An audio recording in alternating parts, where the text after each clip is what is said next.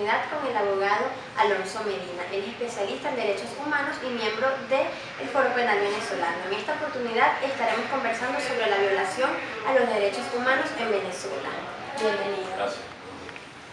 Cuéntenos, ¿cuál es la cifra que se maneja en la actualidad de personas privadas de libertad por las protestas contra el gobierno venezolano? Sí, al día de hoy el número supera los 2.400 personas que han sido detenidas y muchas de ellas sometidas a un régimen de presentación o disfrutando de la libertad pero condicionada. El número importante a destacar es el número sobre los cuales han sido privados de libertad desde el mes de febrero al día de hoy.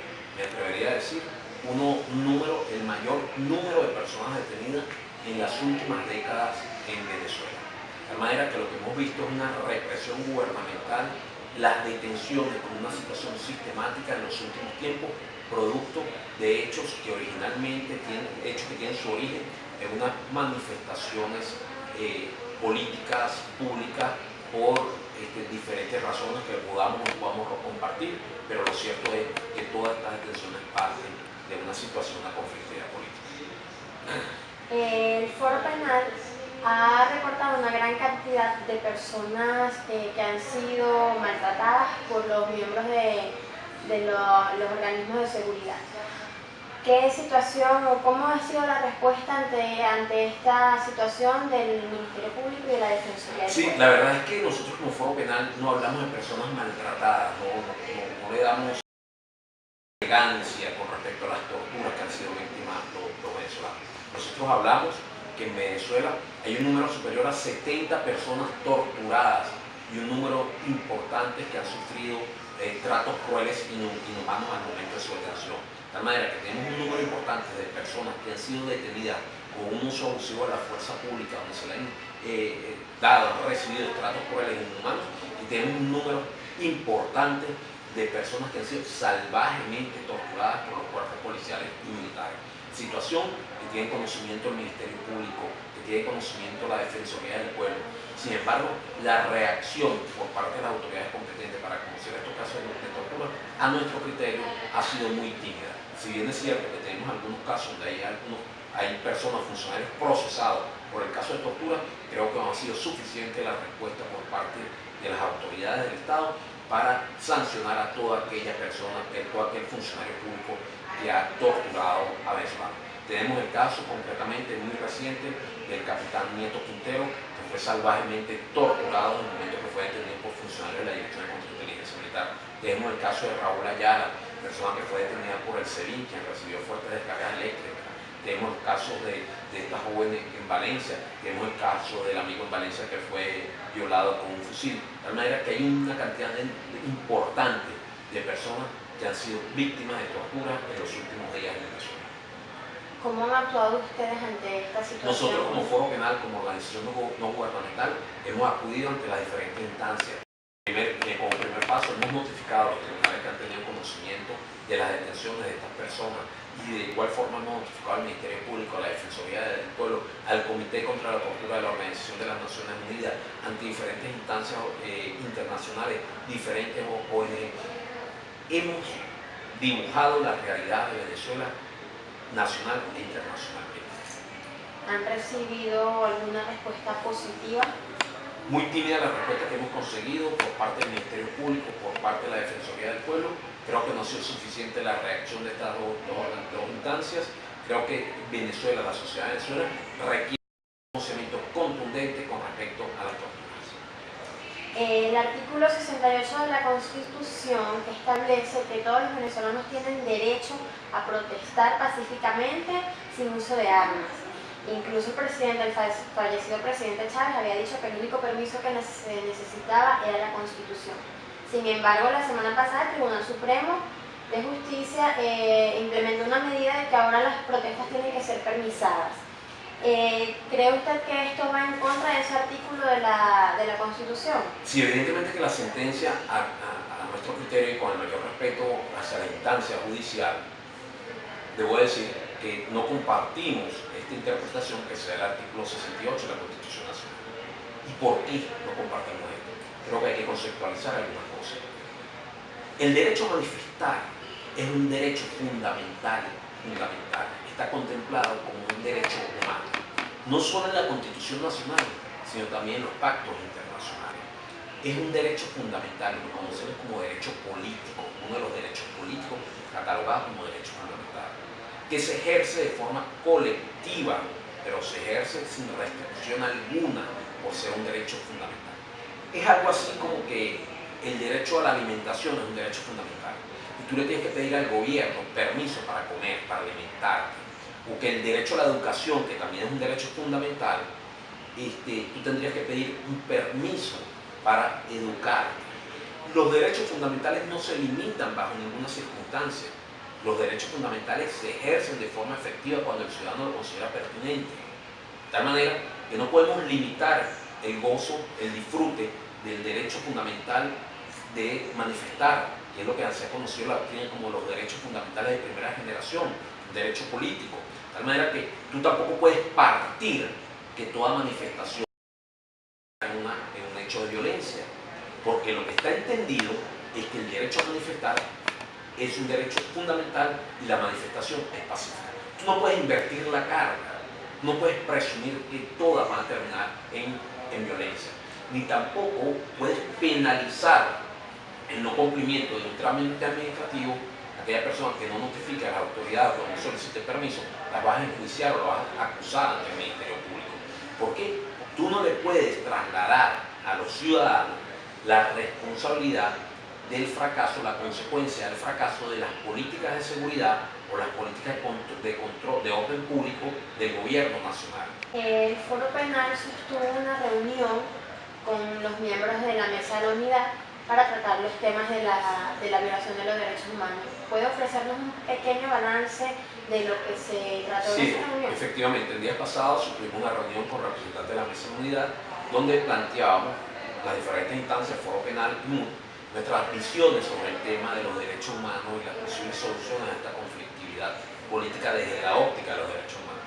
En esa reunión conversamos particularmente sobre la ley de amnistía y la Comisión de la Verdad.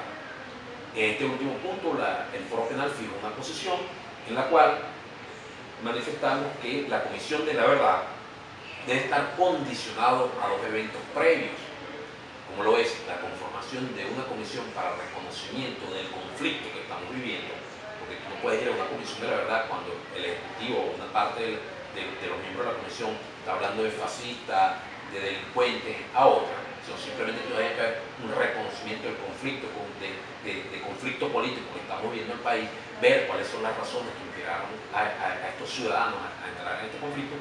Y lo otro, y el otro paso previo para llegar a la Comisión de la Verdad, es la creación de una comisión de resolución del conflicto, porque tú no puedes ir a una mesa, a una comisión de la verdad, cuando tienes 20 detenidos, cuando tienes 70 personas torturadas, cuando en la calle le están cayendo a bombazos a la gente, sino tiene que generarse unas condiciones previas de diálogo, de armonía social, para después llegar finalmente a la Comisión de la Verdad y determinar las responsabilidades políticas, judiciales y administrativas, todas las que pudieran existir, en contra de aquellas personas que de una u otra manera incumplieron la ley, bien sea de un bando o del otro, pero particularmente a esas personas que representaban al Estado, que asumieron una conducta delictiva al momento de reprimir, aquellas personas que asumieron una conducta delictiva al momento de torturar, y así como aquellos ciudadanos que de una u otra manera al momento de ejercer su protesta pacífica pasaron la raya y llegaron al extremo de cometer hechos macabros. De tal manera que esa es la posición del Foro Penal, que tiene que haber una situación, unos escenarios previos para llegar a la Comisión de la Verdad. La MUD tiene el criterio, maneja el criterio que es necesario conformar la Comisión de la Verdad de forma inmediata. Sin embargo, en esa conversación, en ese diálogo, planteamos las diferentes visiones. De igual forma, el Foro Penal sostiene que esa Comisión de la Verdad debe estar integrada por personas ajenas al conflicto. Inclusive, el Foro Penal no debería formar parte de una Comisión de la Verdad, por una razón muy sencilla, que somos los representantes y un número importante de las víctimas. De manera que no tendríamos la objetividad necesaria y suficiente para conformar una Comisión de la Verdad.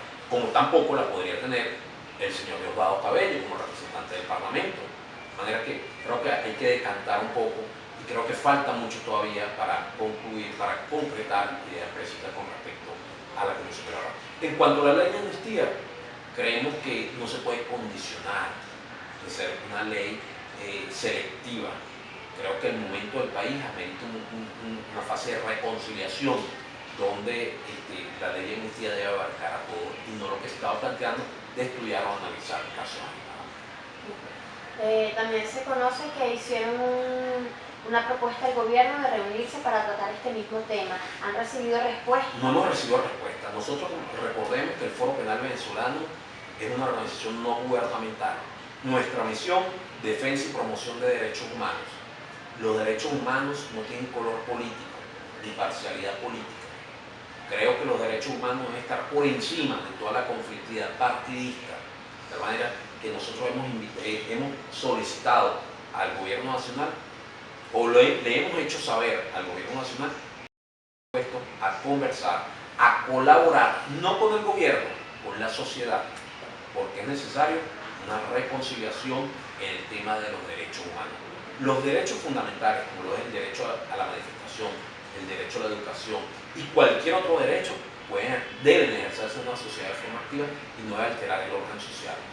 La idea es procurar, de cierta manera, ayudar a que se genere esa madurez ciudadana para que los ciudadanos puedan protestar, puedan manifestar su grito de protesta y el gobierno tenga la capacidad de oírlos y de atender las demandas. Las demandas no se atienden con represión. La represión es un mecanismo que no está de la mano con lo que es la protesta, el grito del pueblo, el grito de los ciudadanos. Creo que es momento de atender los problemas de fondo, ver cuál es la demanda social de las protestas de los últimos días para poder buscar y procurar una armonía. No la paz, porque la paz no la vamos a lograr solo con diálogo.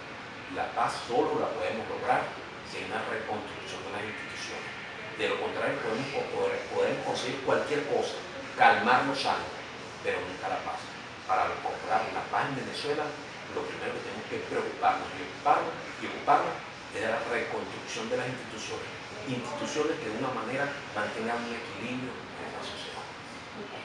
Finalmente, y retomando un poco el tema de la medida establecida por el TCJ, ¿cuál es su recomendación a esas personas que quieren seguir en contra del gobierno? ¿Que cesen las protestas o que continúen en las calles? Cesar la protesta es renunciar a los derechos fundamentales. Los derechos fundamentales son irrenunciables, pero evidentemente se hace necesario hacer uso de una madurez ciudadana, de la cultura de la protesta, de la cultura de la protesta pacífica. No podemos entender que una protesta solo puede terminar en violencia. Hay formas de protestar, hay creatividad. La ley te permite la protesta pacífica. La protesta violenta no está en la Constitución. La protesta violenta es fuera del marco de la ley. De tal manera que nuestra invitación, no invitación porque no somos nosotros los que podemos llamar a protestar o no. Nosotros simplemente podemos invitar a que se genere, a que luchemos por nuestros derechos. Y el derecho a la protesta es un derecho fundamental, establecido en la Constitución y en los diferentes pactos internacionales. Los derechos son para ejercerlos y cuando se ejercen ciertamente de forma absoluta y efectiva. Muchas gracias. Bien, amigos de Primicias 24, recordamos que estuvimos hablando con el abogado Alonso Medina, quien es miembro del Foro Penal Venezolano, y estuvimos conversando sobre la situación de violación de los derechos humanos en Venezuela. Hasta una próxima oportunidad.